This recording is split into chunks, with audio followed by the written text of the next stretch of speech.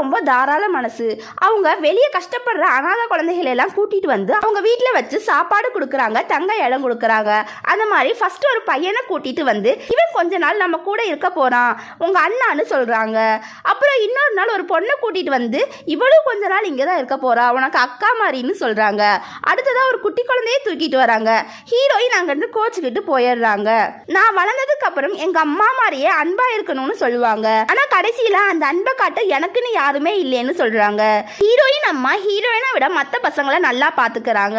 அவங்களோட சாப்பாடை மற்ற பசங்களுக்கு ஷேர் பண்றாங்க, அவங்க கூட ஒன்னா டைம் ஸ்பெண்ட் பண்றாங்க. ஆனா ஹீரோயினை கண்டுக்காமலே விட்டுடுறாங்க.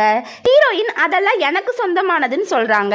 அதனாலதான் எனக்கு அன்பா இருக்கவே பிடிக்காதுன்னு சொல்றாங்க. பிடி சார் என் டைமை வேஸ்ட் பண்ணாத, உன் பேர் என்னன்னு சொல்லுன்னு கேட்குறாரு. ஹீரோயின் என் பேரு சான் ஏ யாங் அப்படின்னு சொல்றாங்க. அதோட டைட்டில் கார்டை போட்டு டிராமாவை ஸ்டார்ட் பண்றாங்க.